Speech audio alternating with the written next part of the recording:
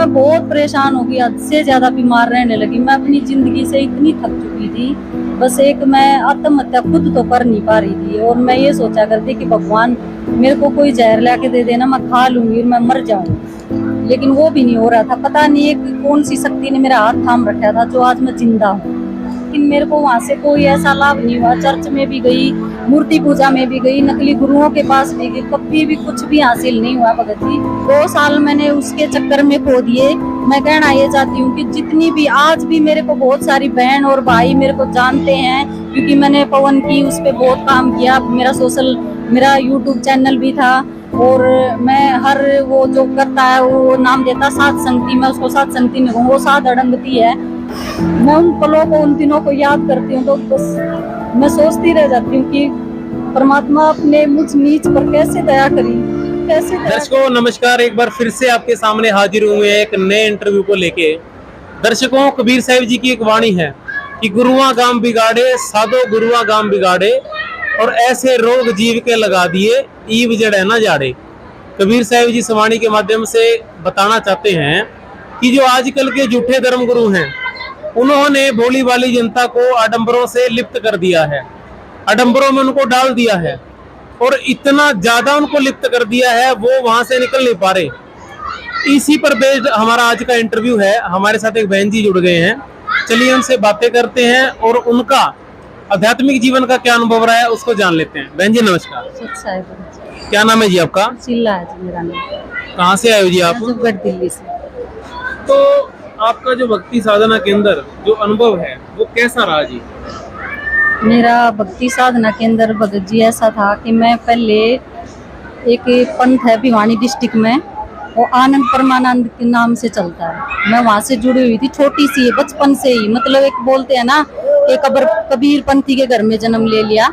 मैं मतलब ऐसे ही घर में मैंने जन्म लिया था। मेरे माँ बाप आज भी वहीं जुड़े हुए हैं, तो मैं वहीं जुड़ी हुई थी।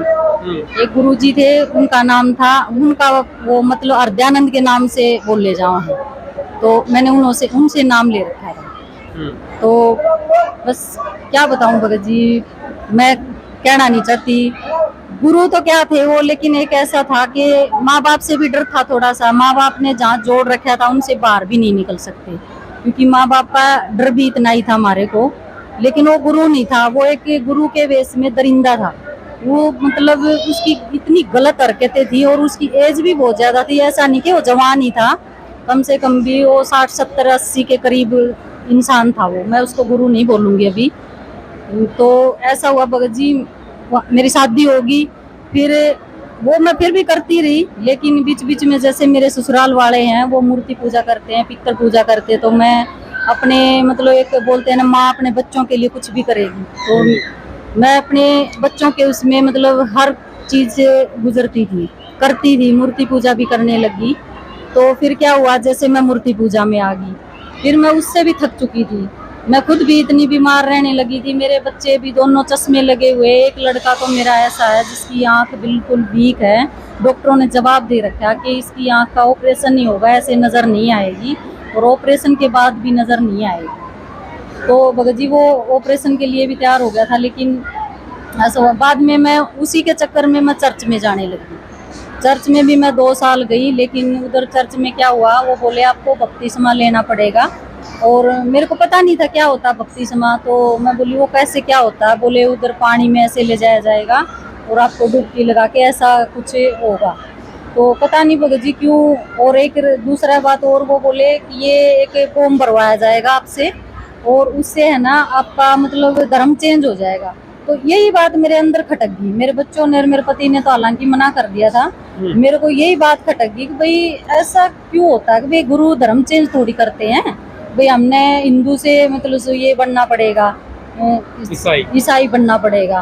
और कुछ मेरे को पानी से भी बचपन से ही डर लगा करता। तो मेरे को मेन जो वो था, पानी से डर था, तो मैं नहीं गई। फिर मैं उसके बाद गई ही नहीं। मैं बोली पानी में कैसे, मेरे को क्या बपतिस्मा दिया जाएगा, मेरे को डर लग रहा है, मैं नहीं जाऊंगी। मैं गई ही नहीं बाद में भगत जी। फिर मैं बहुत परेशान हो गई, हद से ज्यादा बीमार रहने लगी। मैं अपनी जिंदगी से इतनी थक चुकी थी, बस एक मैं आत्महत्या खुद तो कर नहीं पा रही थी। और मैं ये सोचा करती कि भगवान मेरे को कोई जहर ला के दे देना, मैं खा लूंगी और मैं मर जाऊंगी। लेकिन वो भी नहीं हो रहा था। पता नहीं एक कौन सी शक्ति ने मेरा हाथ थाम रखा था जो आज मैं जिंदा हूँ। तो ऐसे में भगत जी फिर मेरे को 2021 में एक ज्ञान गंगा पुस्तक मिली। पुस्तक भी नहीं मिली, वो मेरे हस्बैंड सीआरपीएफ में है, उनको कोई फौजी वहाँ गाली दे रहा होगा गुरुओं के बारे में, बोला ऐसे ऐसे आपके हरियाणा में इतने गुरु हैं, सब जेल में है, ये है वो है, एक गुरु ऐसा है भाई वो औरतों को ऐसे बना देता, विधवा जैसा बना देता, ये कर देता वो कर देता। साथ में उसने ऐसे बोला कि उसके इंटरव्यू भी बहुत तकड़े हैं। तो क्या हुआ भगत जी, वो छुट्टी आया मेरा भगत जी, तो वो इंटरव्यू देखने लग गया। वो देखते देखते मेरे को भी लत लगी उन इंटरव्यूओं की। वो इंटरव्यू मैं चर्च वालों के भी देखती थी। तो मेरा भगत जी बोला अभी पहले तू चर्च के चक्कर में पड़ी हुई थी, अभी यहाँ पड़ेगी। मैं बोली कोई बात नहीं, देखने तो दे, देखने में कौन सा गुनाह है। फिर बार बार फेसबुक पे ज्ञान गंगा पुस्तक की पोस्ट आया करती, तो पता नहीं मेरे अंदर प्रेरणा हुई कि मैं ज्ञान गंगा पुस्तक मंगवाऊँ। मैंने ज्ञान गंगा पुस्तक ऑर्डर करके 1 महीने में मंगवाई। तो क्या हुआ भगत जी, मैंने वो ज्ञान गंगा पुस्तक जैसे पढ़ी, 1 महीने बाद मेरे घर पे आई, पढ़ी तो मेरे बस पूछो मत, मेरे रोंगटे खड़े हो गए। मैं सोचने पर मजबूर हो गई, मेरे हालात अलग तरह के हो गए। जैसे ही ज्ञान गंगा धीरे धीरे पढ़ी मैंने, वैसे वैसे मेरा शरीर बिल्कुल ठीक हो गया। तो मैं मेरे भगत जी को बोली मैं नाम ले लूँ, वो बोले नहीं नाम नहीं लेना, ऐसे ऐसे नियम है उसमें, तो तेरे को नाम नहीं लेना, पहले बच्चों की शादी करने दे, बात वगैरह करने दे। तो पता नहीं भगत जी क्यों मेरे से रुका नहीं गया, ज्ञान इतना अनमोल था। बाद में मैं इंटरव्यू और ज़्यादा सुनने लगी, इंटरव्यू से फिर मैं धीरे धीरे थोड़े थोड़े सत्संग सुनने लगी। फिर ऐसा हुआ भगत जी, एक चीज़ और मैं बीच में ये भी बताना चाहूँगी। जी जी बिल्कुल।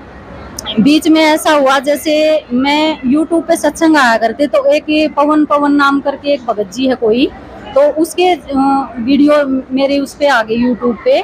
मैं वो देखने लगी तो उनके ऊपर नंबर लिखा हुआ था। मैंने जैसे फोन मिलाया उनके ऊपर, तो मैं बोली भगत जी मेरे को नाम लेना है।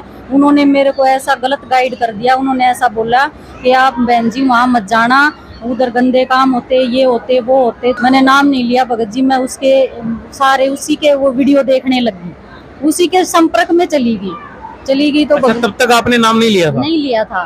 2 साल मैंने उसके चक्कर में खो दिए। मैं कहना ये चाहती हूँ कि जितनी भी आज भी मेरे को बहुत सारी बहन और भाई मेरे को जानते हैं, क्योंकि मैंने पवन की उस पर बहुत काम किया। मेरा यूट्यूब चैनल भी था, और मैं हर वो जो करता है वो नाम देता साध संगति, मैं उसको साध संगति नहीं कहूँ, वो साध अड़ंगती है। साध संगति तो गुरु की संगत में होती है। तो उसमें मैं बहुत 2 साल में मैं बहुत जगह गई, बहुत दूर दूर तक भी गई हूँ। लेकिन वो गुरुजी के मुख से मैंने सुना कि वो गुरुद्रोही है।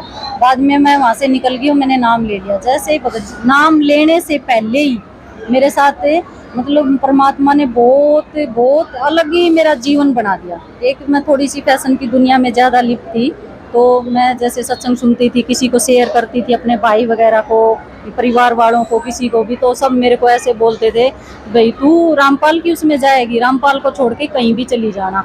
तो पता नहीं क्यों मैं बोली नहीं, मेरे को तो यहीं जाना है, मैं सबको छोड़ दूंगी लेकिन मेरे को रामपाल के पास ही जाना है बस।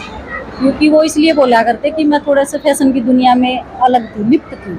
तो परमात्मा ने मेरे को नाम लेने से पहले ही इसी चीज से दूर कर दिया। आज मैं बिल्कुल सबके सामने बिल्कुल सिंपल वेशभूषा में खड़ी हूँ, ना मेरे ऊपर किसी का दबाव है। मैं अपनी मर्जी से, परमात्मा ने मेरे अंदर प्रेरणा करी, इस चीज की नफरत पैदा करी। मैं बिल्कुल सिंपल साधारण अच्छे से जीवन जी रही हूँ और बहुत अच्छा मेरा जीवन चल रहा है।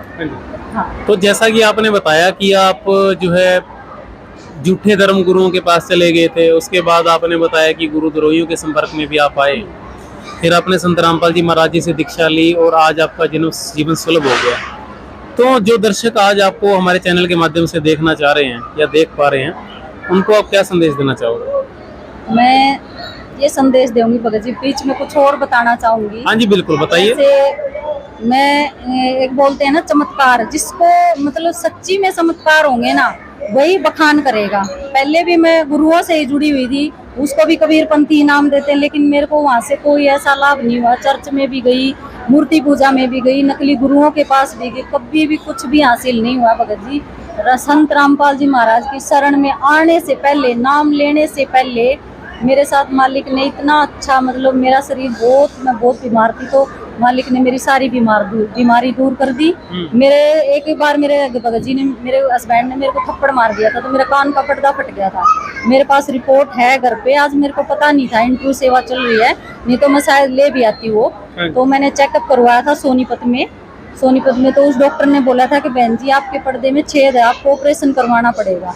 लेकिन आज ये मेरा कान भी बिल्कुल ठीक है, मेरी आंखें दोनों लाल रहती थी, गांव में जैसे बोलते हैं ना कि एक चौक होगी, ये ठीक हो जाती तो ये हो जाती, ये हो जाती तो ये हो जाती। और इतने इतने हाथ पैरों में भगत जी, मतलब एक जैसे चीज बोलते हैं ना देसी भाषा में चीज, वो जैसा माहौल था मेरा। और पीरियड की समस्या होती थी ना मेरी, तो मैं दवाई के बगैर मेरी पीरियड की समस्या बंद नहीं होती थी। मैं मतलब जीने से तंग आ गई थी भगत जी, मैं रोया करती। लेकिन मेरे को अभी बहुत कम समय हुआ है, मतलब 2 साल हुए भी नहीं है, नाम लिए को तो दूसरा साल लग गया ही अभी। इतने समय में, इतने कम समय में मालिक ने मेरे घर का माहौल बिल्कुल अलग चेंज कर दिया। मैं उन पलों को, उन दिनों को याद करती हूँ तो बस मैं सोचती रह जाती हूँ कि परमात्मा अपने मुझ नीच पर कैसे दया करी, कैसे दया करी मेरे मालिक। और एक और बात कहना चाहूँ, मेरी माँ बाप की कुंडली से निकलना इतना आसान नहीं है कि जिन मेरे माँ बाप ने जहाँ जोड़ दिया ना, बस वहीं जुड़ के रहना पड़ेगा, क्योंकि वो मतलब इतना ही फोकस कर देते हैं। मैं एक ऐसी नीच लगा लो, चाहे महान आत्मा लगाओ, परमात्मा की प्यारी आत्मा लगाओ, जो मालिक ने मेरे को वहाँ से निकाल दिया, अपनी शरण में लिया। और इस इंटरव्यू से मैं उनको भी यही संदेश दूंगी कि आप भी आ जाओ, आप बहुत अच्छी आत्मा हो। परमात्मा कहते हैं कि आपके माता पिता धन्य हैं जिससे आपका जन्म हुआ, तो वो मेरे माता पिता बहुत धन्य हैं, उनसे मेरा जन्म हुआ। कि मैं चाहूंगी कि उनका जीवन खराब ना हो और वो इस मालिक की शरण में आके अपना जीवन सफल बनाए, नरक ना बनाए। थोड़ा सा जीवन उनका बचा हुआ, बूढ़े हो चुके हैं, मेरे बाप खुद गुरु बने हुए हैं, 2-4 चेले चपाटे उन्होंने बना रखे हैं, कुछ नहीं होना।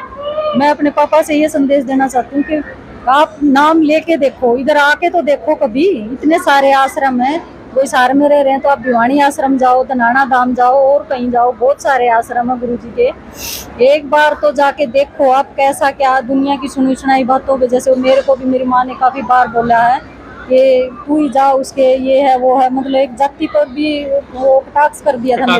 मेरी माँ ने ऐसे तक बोल दिया था मेरे को कि तू ही जा उस जाट के पास। तो मैंने मेरी माँ को ये बोला था, वैसे तो तू मीराबाई के एग्जाम्पल देती है कि मीराबाई एक चमार की मतलब शिष्य थी रविदास की।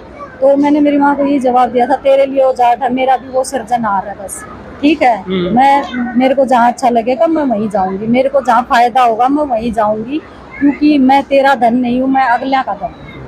एक प्रश्न आपसे हम पूछना चाहेंगे, आपने बताया संत रामपाल जी महाराज जी से दीक्षा लेने के बाद आपको अनेकों लाभ हुए, जिसका वर्णन आपने किया। ऐसा क्या है उन मंत्रों में जिससे व्यक्ति को इतने सारे लाभ होना शुरू हो जाते हैं और अन्य धर्मगुरु जो मंत्र देते हैं उनसे नहीं होते? ऐसा क्यों है जी? ऐसा यूं है भगत जी, उन वे मंत्र हैं शास्त्रों से प्रमाणित। मैं अपने से ही बताना चाहूंगी, मेरी तो जाति चमार जाती है, हमने तो कभी शास्त्र नाम चीज ही नहीं सुनी। ये शास्त्र वास्त्र पढ़ना करना ये पंडित लोगों के काम होते हैं, हमने तो कभी इन चीजों को ना सुना, कभी देखा। अभी गुरु जी की शरण में आने के बाद पता चला है। अभी ये भी ज्ञान हो गया कि कोर्ट में गीता पे हाथ रख के कसम खिलाई जाती, तो वो क्यों खिलवाई जाती? इसलिए कि गीता का ज्ञान सच्चा है, वो परमात्मा का ज्ञान है। तो अभी पता चल गया भगत जी, वो मंत्र जो है शास्त्रों से प्रमाणित हैं। मेरे को अभी याद नहीं है उस गुरु से, जो एक हरद्या नाम का गुरु था, एक दनोद आश्रम है भिवानी में, उसके आगे एक रिवासा निंगाना गांव है, उधर से ये आनंद परमानंद नाम की गद्दी चल रही है, उधर से मैंने नाम ले रखा था। उसके बाद मैंने एक बीच का आश्रम है, वो भवानंद के नाम से है, उससे भी मैंने नाम लिया। मेरे को अभी वो थोड़े मंत्र याद नहीं, मैं बता भी देती। वो कोई मंत्र नहीं है, वो एक सिर्फ मन गढ़न कहानी है। वो असली मंत्र यहाँ है, संत रामपाल जी महाराज जी के पास है, जो लेने से ऑटोमेटिक भगत को लाभ होने शुरू हो जाते हैं, ऑटोमेटिक। क्योंकि मैं खुद ये अनुभव अपने जीवन में कर रही हूँ।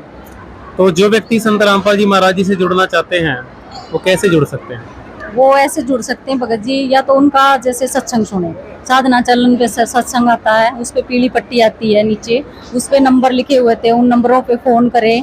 और या फिर ज्ञान गंगा पुस्तक, अनेकों पुस्तक हमारे गुरु जी की, ऑर्डर करें, घर पे मंगाएं। पहले तो उनका ज्ञान समझे, बिना ज्ञान समझ के यहाँ आना नामुमकिन है। क्योंकि हमारे गुरु जी ने बोल भी रखा, हमें शिष्यों की संख्या नहीं बढ़ानी, हमने तो वो हीरे मोती लाल होकर इकट्ठे करने हैं। जिन्होंने अपना आत्म कल्याण करवाना है वही आए, इधर ज्ञान समझ के आए, ऐसे भटकने के लिए नहीं। यदि कोई व्यक्ति संत रामपाल जी द्वारा लिखित पुस्तक फ्री प्राप्त करना चाहता है, उसके लिए कोई नंबर भी है? उसके लिए नंबर तो भगत जी अब कैसे बताऊं, फेसबुक पे ही, अब मेरे को याद तो नहीं भगत जी वो नंबर। चलो ठीक है, बहुत बहुत धन्यवाद आप। थैंक यू, सच साहिब भगत जी।